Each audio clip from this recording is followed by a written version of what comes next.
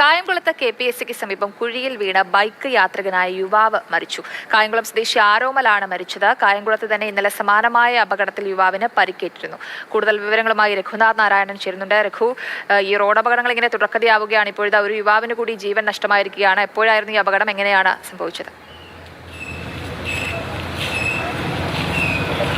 ദേശീയപാതയിൽ KPSC junction സമീപമാണ് അപകടമുണ്ടായത്. എനിക്ക് പിന്നിൽ കാണുന്ന സർവീസ് റോഡിലൂടെയാണ് ആരോമലും സുഹൃത്തുക്കളും ഇരുചക്ര വാഹനത്തിൽ വന്നത്. ആ സർവീസ് റോഡിൽ നിന്ന് ഹൈവേയിലേക്ക് കയറാൻ വേണ്ടി വന്ന യുവാക്കളാണ് ഹൈവേയിലേക്ക് ഒരു അല്പം വലതെടുത്ത് വേണം പോകാൻ. പക്ഷേ അതിന് പകരം നേരെ വന്ന് ഈ കാണുന്ന കാനയുടെ കുഴിയിലേക്ക് വീണത്. ഒരരയാളടിയിലധികം താഴ്ചയുണ്ട് ഈ കുഴിക്ക്. ഇപ്പോഴും ആ അപകടത്തിൽപ്പെട്ട സ്കൂട്ടർ ഇവിടെ കിടപ്പുണ്ട്. ഒരുപക്ഷെ ഈ വാഹനം ഈ കുഴിയിൽ വീണ് ആരോമലിൻ്റെ തല ഈ കോൺക്രീറ്റിൽ ഇടിച്ചതായിരിക്കാം അപകട കാരണം എന്നുള്ളതാണ് മനസ്സിലാക്കുന്നത്. നല്ല ആഴമുണ്ട്, ഒരു അരയടിയിലധികം താഴ്ചയുണ്ട്. ഈ ദേശീയപാത നിർമ്മാണം ആരംഭിച്ച ശേഷം ഇത്തരത്തിലുള്ള അപകടങ്ങൾ പതിവാണ്.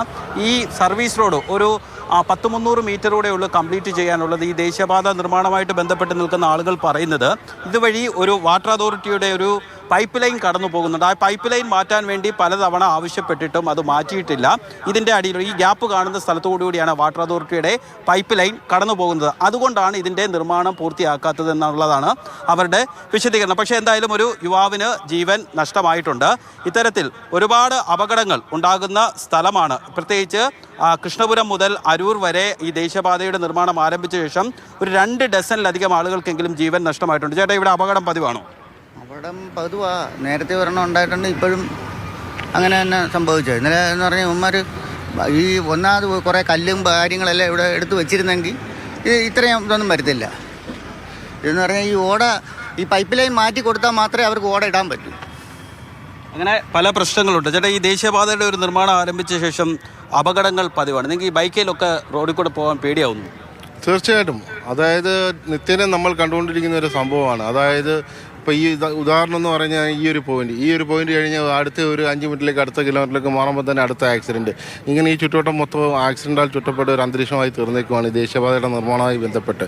അതേപോലെ തന്നെ ഇത്രയും ആഴത്തിലുള്ള ഒരു കുഴിയെടുത്ത് ഇതുപോലെ ഓടപ്പണി നടക്കുന്ന അവരുടെ സേഫ്റ്റിയുടെ ഭാഗത്തു നിന്നുള്ള മെയിൻ ഒരു ഇത് കാരണമാണ് ഈ ഒരു ആക്സിഡൻറ്റ് അപകടം ഇവിടെ ഉണ്ടാകാൻ കാരണം.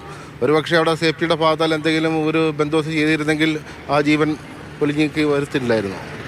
ഇവിടെ ഈ അപകടമുണ്ടായതിന് ഏകദേശം ഒരു 1 കിലോമീറ്റർ അപ്പുറത്താണ് മറ്റൊരു അപകടം 1 മണിക്കൂറിനകം തന്നെ ഉണ്ടായത്. അവിടെ യുവാവിന് ജീവൻ നഷ്ടമായില്ല. അയാൾ ഗുരുതര പരിക്കുകളോടെ വണ്ടാനം മെഡിക്കൽ കോളേജ് ആശുപത്രിയിൽ ചികിത്സയിലാണ്. എന്തായാലും ഇത്തരത്തിൽ അപകടങ്ങൾ ഉണ്ടാകുന്നത് പതിവായിരിക്കുകയാണ്. പ്രത്യേകിച്ച് ദേശീയപാതയിൽ ആലപ്പുഴയിൽ കഴിഞ്ഞ ദിവസം ഉയരപ്പാത നിർമ്മാണം നടക്കുന്ന തുറവൂരും വാഹനാപകടത്തിൽ ഒരു യുവാവ് മരിച്ചിരുന്നു. പലപ്പോഴും രാത്രി കാലങ്ങളിൽ ഈ റോഡ് പഴയ ഒരുപക്ഷെ ഒരു 2-3 വർഷത്തിന് ശേഷമൊക്കെ നാട്ടിൽ തിരിച്ചെത്തുന്ന ആളുകൾക്ക് കണ്ടാൽ തിരിച്ചറിയാൻ പറ്റാത്തത്ര രീതിയിൽ വലിയ മാറ്റമാണ് ദേശീയപാതയുടെ വശങ്ങളിലും ദേശീയപാതയ്ക്കുമൊക്കെ ഉണ്ടായിരിക്കുന്നത്. അതുകൊണ്ട് റോഡ് എവിടെ തീരും, എവിടെ തുടങ്ങും, എങ്ങോട്ടാണ് ഡൈവേർഷൻ എന്നൊക്കെ ഒരല്പം വേഗതയിൽ വരുന്നവർക്ക് പെട്ടെന്നൊന്ന് ചിന്തിക്കാനുള്ളൊരു സമയം ഒരു എങ്ങോട്ട് തിരിയണമെന്നുള്ളൊരു കൺഫ്യൂഷൻ ഉണ്ടാവാറുണ്ട്. ആ കൺഫ്യൂഷനാണ് പലപ്പോഴും അപകടം ഉണ്ടാകാറുള്ളത്.